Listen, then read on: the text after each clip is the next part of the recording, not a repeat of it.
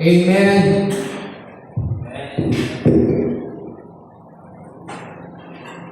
Magandang umaga po sa ating lahat, mga ginigiliw, mga minamahal ng Panginoon.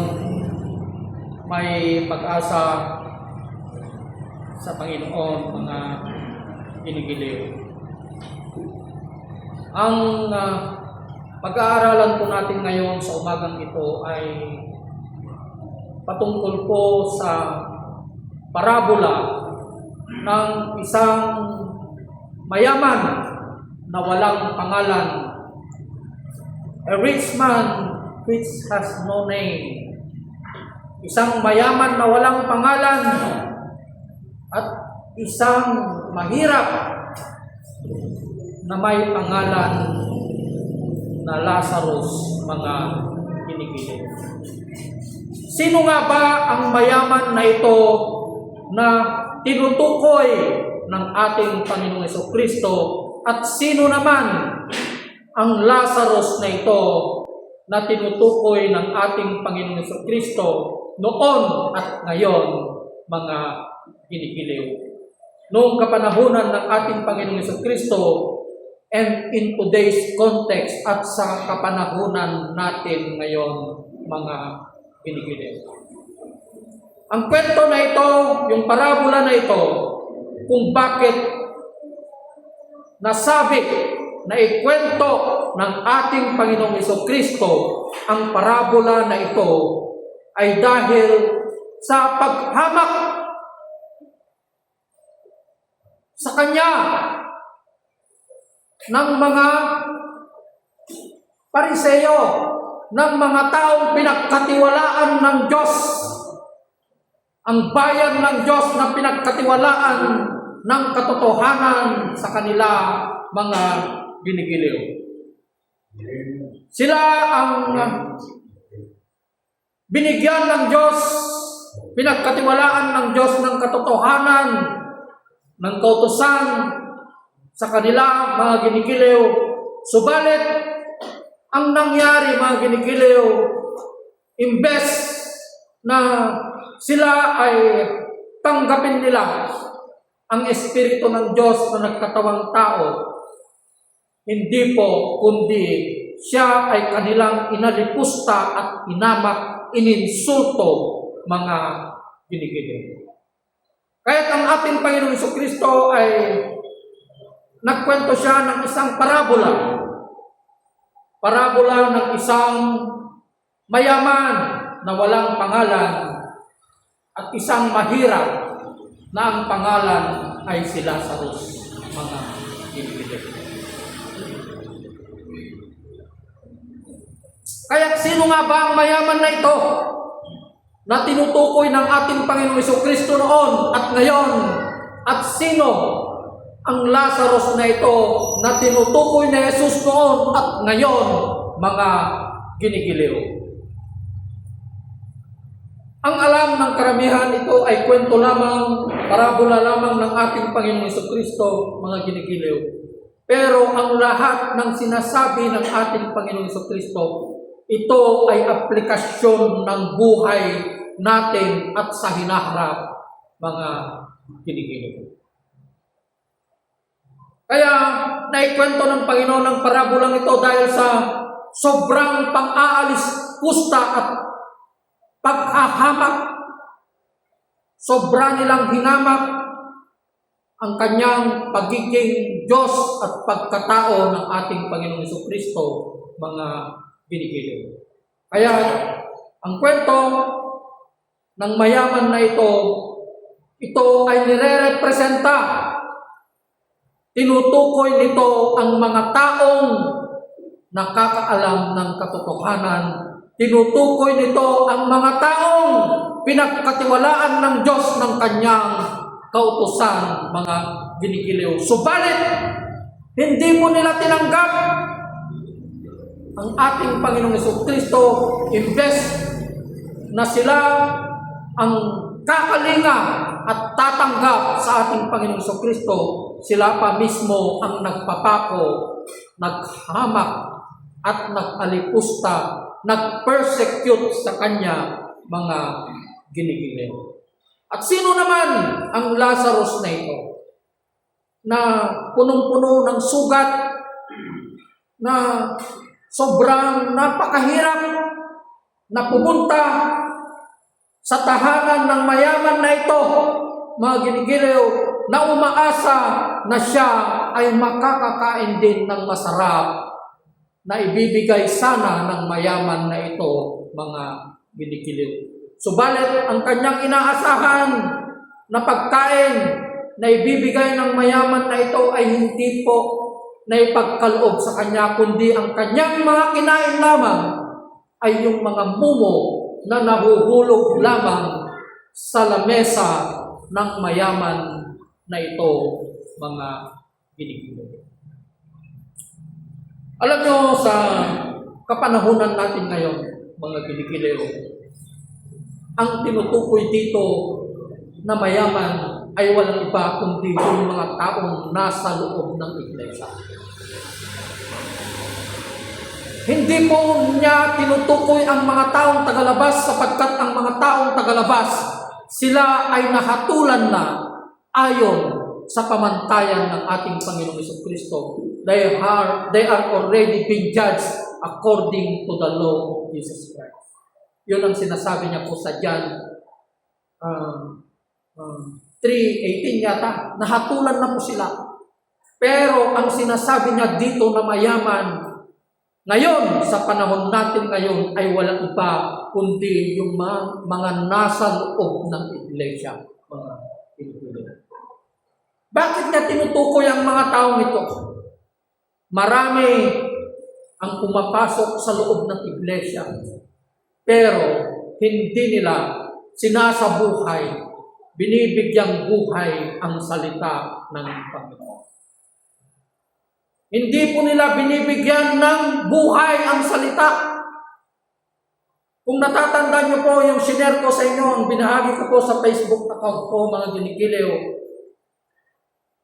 No? You have all the definition of God in your life. Meron man sa iyo ang lahat ng definisyon ng Diyos sa buhay mo.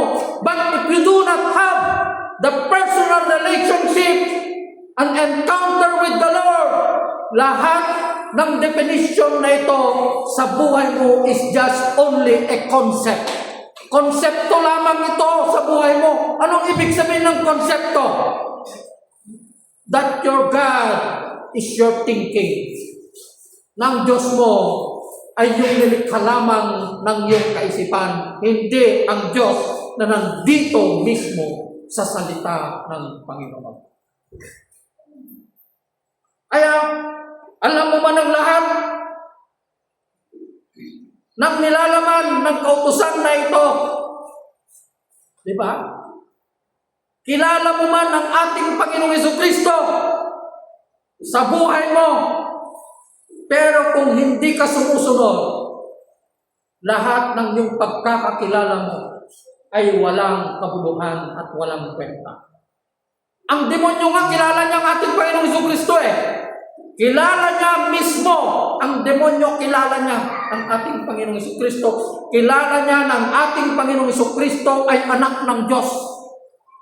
That He is the Son of God. Pati masamang tao, umapatay, kilala nila ang ating Panginoong Jesucristo. Magnanakaw, kilala nila ang ating Panginoong Jesucristo.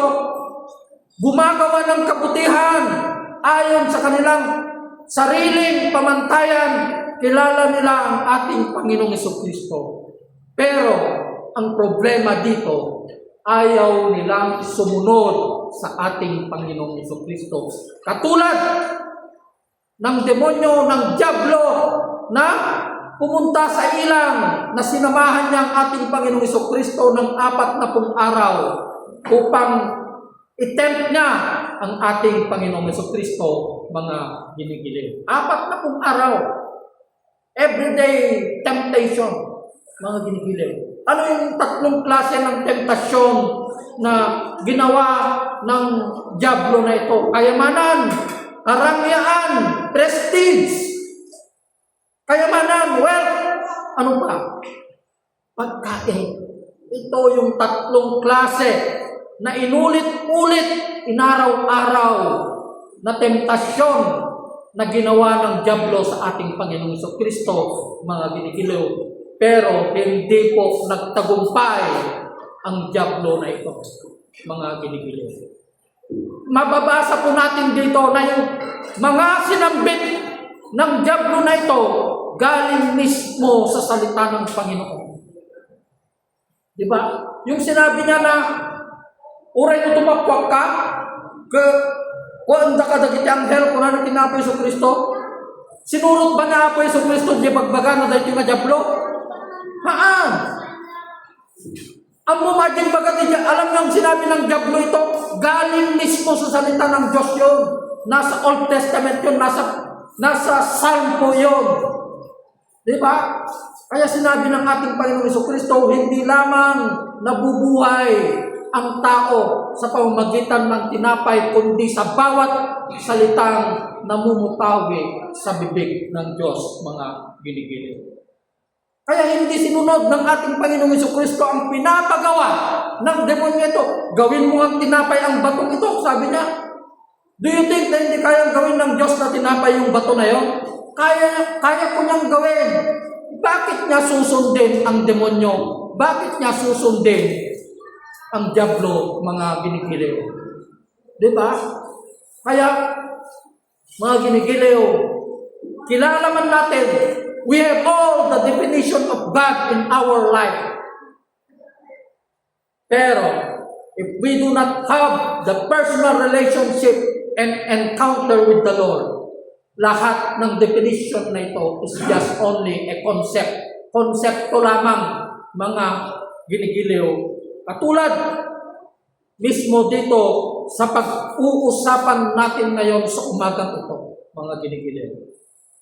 Diba? Bakit napunta ang mayaman na ito na walang pangalan sa daigdig ng mga patay? Pumunta siya sa impyerno. Ang daigdig ng mga patay, ito yung abyss or impyerno, hell. Eternal damnation, mga ginigiliw. Dahil siya ay madamo.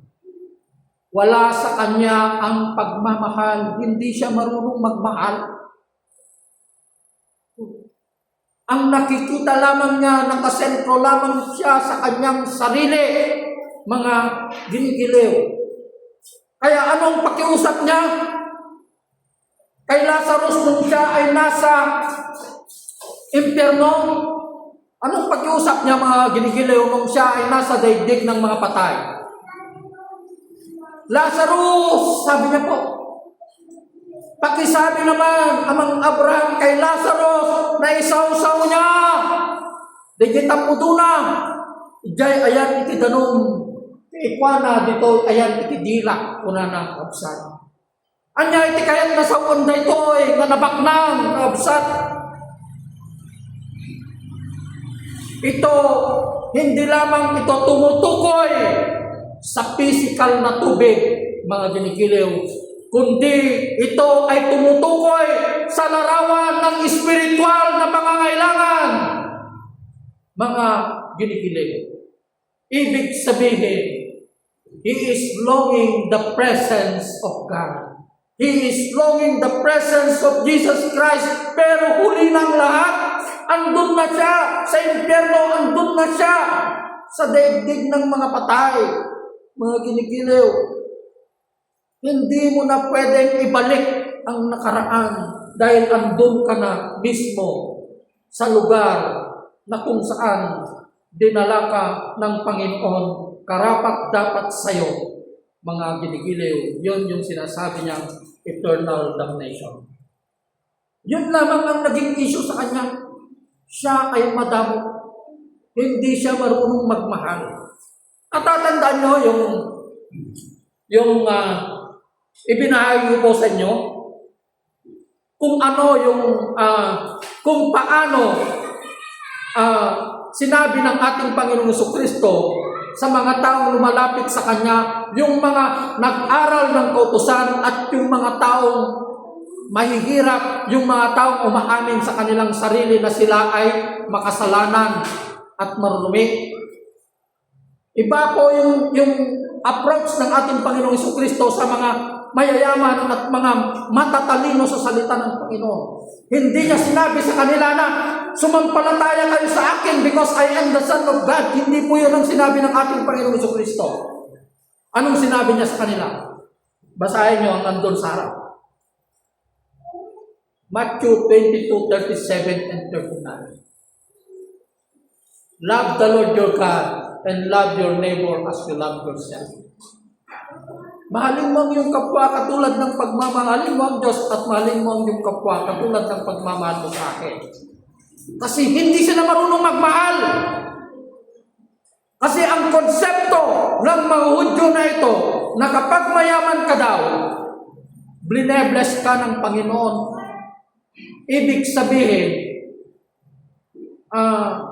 anong blinebless sa Tagalog?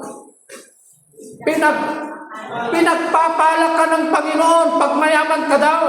Pero pag ikaw ay mahirap, yan ay sumpa daw sa'yo. Sumpa daw kung bakit ka mahirap. Kaya, yun ang alam ng mayaman na ito, yun ang alam ng mga nandoon mismo sa loob ng iglesia. Hindi po sukatan ng kayamanan ng tao upang ikaw ay maligtas. Wala pong sinabi ang ating Panginoong Jesucristo na kung susunod ka sa Kanya, payayamanin ka niya. Wala po siyang sinabi dito. Anong sinabi niya? Seek first the kingdom of God and His righteousness and everything will be added unto you. Hindi lang kayamanan ang sinabi ng ating Panginoong Jesucristo. Hindi lang physical na kayamanan, but the condition of our heart. Peace that surpasses human understanding. Yun ang tunay na kayamanan na makukuha natin sa mundo. Kahit nasa iyo pa ang lahat ng kayamanan dito sa loob ng mundo na ginagalawan natin, what shall it profit a man even if he gains the whole world but he lost his own soul? Mga ginigiliw, pero hindi ka naman nakakatulog ng mahimbing. Baliktad ka na baliktad, hindi mo na alam kung saan mo dadalhin ang kayamanan mo. At sinabi ng ating Panginoong Jesucristo, ang sino mang nagnanais na sumunod sa akin, kailangang talikuran niya ang kanyang sarili. Carry his cross. Hindi niya sinabi na isang taon lang.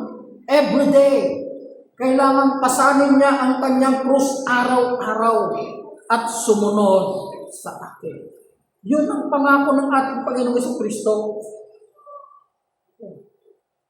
Yun ang kanyang pangako. Mga ginigiliw, hindi kayamanan ng kanyang ipinangako, kundi ang kanyang ipinangako ay buhay na walang hanggan, mga ginigiliw. Kaya nga, ang kautusan, di ba, sinabi ko po sa Facebook account ko, yun yung mga wisdom na binibigay ng Panginoon. Alam niyo kung ano yung kautusan? Ang kautusan na ito ay walang iba kundi ang ating Panginoon sa Kristo. He is the law of God. Jesus Christ is the law of God. Di ba? Siya ang katuparan ng Old Testament. Di ba? Siya ang katuparan ng lumang tipan ng ating Panginoong Jesucristo nung nagkatawang tao po siya, mga ginigiliw. Kaya, dito sa kwento na ito, mga ginigiliw, ang mayaman na ito na walang pangalan, wala ng pag-asa, mga ginigiliw, siya ay humihingi ng espiritual na pangangailangan, yung tubig na nagbibigay buhay. Di ba? Yung tubig na nagbibigay buhay, yun ang ipinangako ng ating Panginoong Jesucristo. Hinahanap niya ngayon ang presensya ng Diyos sa impyerno, pero wala ng pag-asa. Wala na po. Dahil nung siya ay nabubuhay pa sa mundong ito, hindi niya ginawa ang kalooban ng Diyos, mga ginigiliw. Hindi niya minahal ang kanyang kapwa. Kaya yung tubig, yung pinapakiusap niya kay Abraham na isawsaw ni Lazarus ang kanyang daliri sa tubig, na yung tubig na yon, yung tubig na nagbibigay buhay. Walang iba kundi ang ating Panginoong Jesucristo. Kaya ang sabi ng ating Panginoong Jesucristo, na sino man sasampalataya sa atin, ay hindi na siya muling makukuhaw, kundi siya ay magkakaroon ng buhay na walang hanggan sa Panginoon. Diba? Yun ang ipanangako ng ating Panginoong Jesucristo. Kaya, once na namatay po ang isang tao, wala na pong pag-asa. Hanggat buhay tayo, habang may buhay, may pag-asa. Habang may buhay, may Kristo, mga ginigiliw. O hinahamak mo ang Diyos dahil sa kanyang kabutihan, sabi niya sa Romans, di ba? Romans 2. O baka hinahamak mo naman ang Diyos dahil sa kanyang kabutihan. Hindi mo ba alam na yung kabutihan ng Diyos ang nagbibigay sa iyo upang ikaw ay magsisi at talikuran ang iyong mga kasalanan? Sabi niya po sa kanyang salita, mga ginigiliw, binibigyan tayo ng pag-asa ng Panginoon. Kaya kung maririnig niyo ang lahat ng introduction ko, may pag-asa sa Panginoon. Pero kapag ang isang tao ay namatay na at wala sa kanya si Kristo, wala na pong pag-asa. Diba? Wala na pong pag-asa. Hindi mo na pwedeng bilhin ang kaligtasan ng isang tao o magbigay ka sa loob ng simbahan, special mass, bayaran naman ng milyon para ipag-pray. Hindi mo na po pwedeng ipanalangin ang isang taong patay na, mga ginigiliw. Hindi na po. Kaya doon nagalit yung classmate ko eh. Doon nagalit yung classmate ko sa akin. Yung major na classmate ko. May activity kasi sa amin noon, sa police provincial office, na parang yung mga kaluluwa daw ng namatay, mag-aalay daw kami ng mga bulaklak. Parang ganun, doon. So yung tinawag po nila na magsasalita, na mag-pray, sabihin na lang natin, hindi po siya sumikot, marahil ay meron siyang pinuntahan na ibang lugar na mas importante kaysa gawain na yun. Dahil wala na silang pagpipilian, magsisimula na, yung oras andun na, the time is already close at hand. Ako na ang tinawag nila na ako ang papalit na magsasalita. Ang problema, tinurn down ko yung request nila. Ang sabi ko sa kanya, kasi ang pag-iusap niya, May, pwede bang ipanalangin mo yung kaluluwa ng mga namatay? Sabi niya sa akin. May, sabi ko, hindi ko pwedeng ipanalangin ang kaluluwa ng mga namatay. Ang kaya ko lang ipanalangin yung mga nabubuhay. Yung mga buhay ngayon, sila kaya kong ipanalangin. Nagalit sa akin. Hanggang ngayon, galit pa rin sa akin dahil hindi ko pinagbigyan yung kagustuhan niya. Hindi ko po siya pinagbigyan, mga ginigilid. Bakit mo ipapanalangin ang patay na? Diba? Bakit ka mananalangin sa isang patay? Kung meron man tayong dapat pagpanalanginan, madaman sa bali ng pagkararagan tayo, de ginatay, ket nagbiag manin, awan sa bali, nudi niya ako sa Kristo. Dahil siya lang ang pinanggagalingan ng buhay. Siya ang may akda ng buhay natin, mga ginigiliw. Kaya bilang isang iglesia ng Panginoon, sino ang iglesia ng Panginoon? Hindi po itong building na to. This is not the church of God. The church of God is we. We are the church of God. Tayo ang templo ng Panginoon. We are the temple of God. Di ba? yung templo ng Diyos, sila yung tumanggap at kumilala sa ating Panginoong Jesucristo. Yun ang sinasabi niyang templo, mga ginikiliw. Hindi yung building na ito. Kasi pag alis natin dito, ibig sabihin, hindi may iwan dito ang Diyos, kundi ang Diyos. Kasama natin sa paglabas natin because God is with us. Yun ang sinasabi niya sa Emmanuel, di ba? God is with us, mga ginigilin. Kaya, hindi mo sabihin na, linggo ngayon, ang Diyos nasa UCKGC Tugigaraw. Hindi po. God is everywhere. Pero hindi naman everywhere na kahit sa bungan, andun ang Panginoon. Hindi po. Na kahit andun ka sa bungan Lord, sana manalo ako. Wala. Sa demonyo ka mag-pray, hindi sa Diyos. Ayaw ng Diyos ng sugal. Manalangin ka sa demonyo, hindi sa Panginoon, di ba? Kaya mga ginikiliw, kailangan natin yung spiritual. Kailangan natin ang larawan ng spiritual na pangangailangan ng buhay natin. Ano yung larawan ng spiritual na pangangailangan natin? Ang ating Panginoong Jesucristo. Kaya kung gusto mong magkaroon ng larawan ng spiritual na pangangailangan, basahin mo ang kanyang salita. The Word of God. Siya lamang ang magpipil, magbibigay, magpupuno ng spiritual na pangangailangan natin.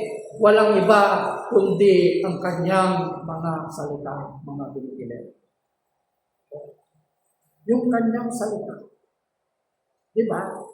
Huwag nating tularan yung mayaman na yun na nasa loob ng iglesia. Hindi tumutukoy ito sa labas,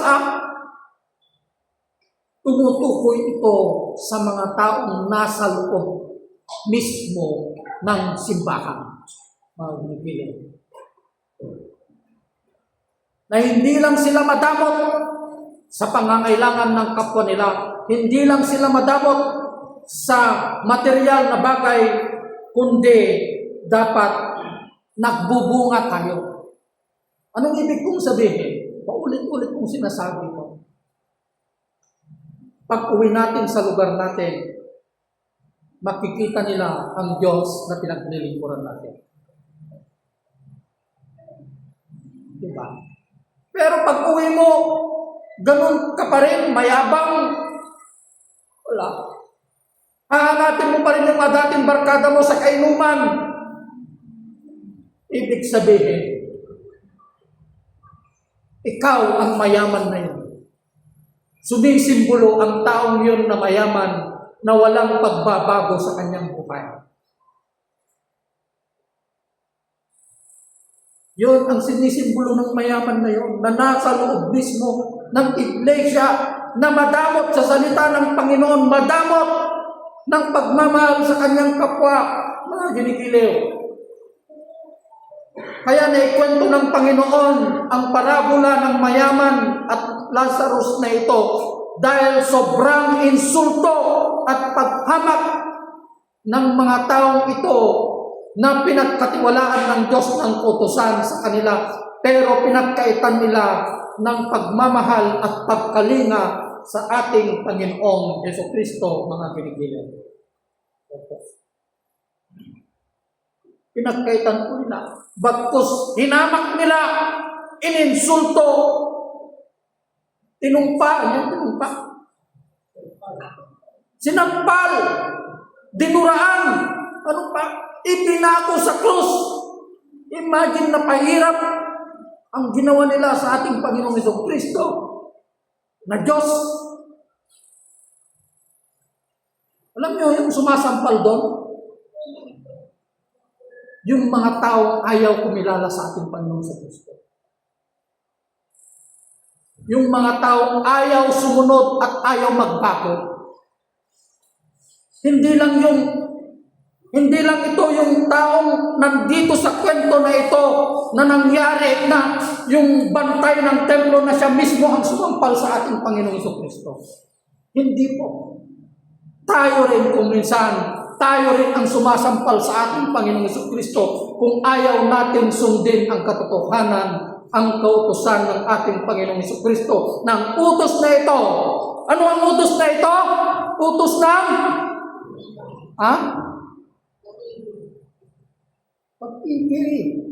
Utos ng pag-ibig dahil ang Kristo, siya ay pag-ibig. Si Kristo ay pag-ibig. Yun ang kanyang utusan, and that is the summary of the Bible.